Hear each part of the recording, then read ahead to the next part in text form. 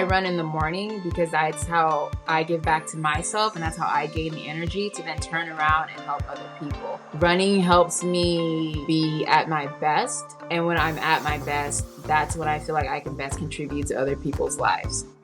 Running in Echo Park, it's kind of like a daily reminder that there's people like me and other organizations out there that are working to help out this community, that are working to get people to understand that it's not gonna go away on its own.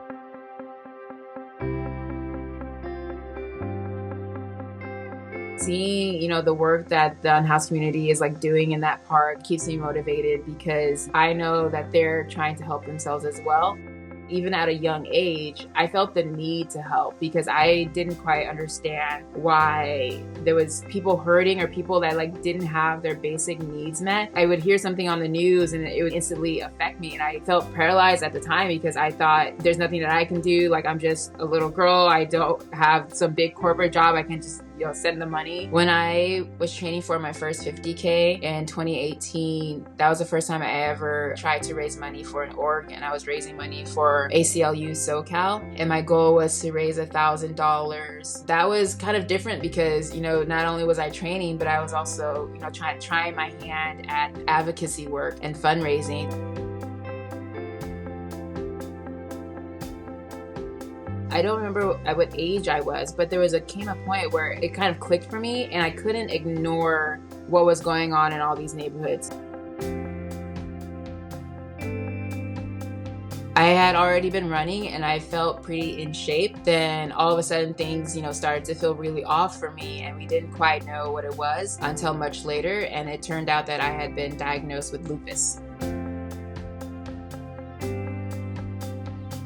I did gain a lot of mental and emotional benefits. I can always go back and compare the time when I was immediately diagnosed and the period where I couldn't be as physically active because it was just too painful, until when I was cleared to work out again, and kind of taking those first few steps to just try and run a mile without stopping, and having so much appreciation for what my body was trying to do and what we can do now.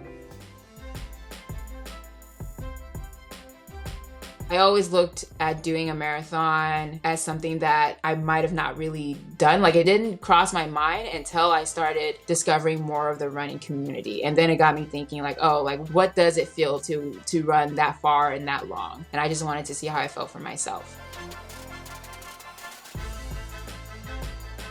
After my first marathon was when I started looking into Hoka brands, because I noticed that they had more cushioning than the shoes I was used to running to. My first marathon was definitely a big learning lesson. After I crossed the finish line, I knew that I needed to change certain things, and one of those things was the shoes that I ran in. So I needed something that would give me more support and stability when I do another 26.2.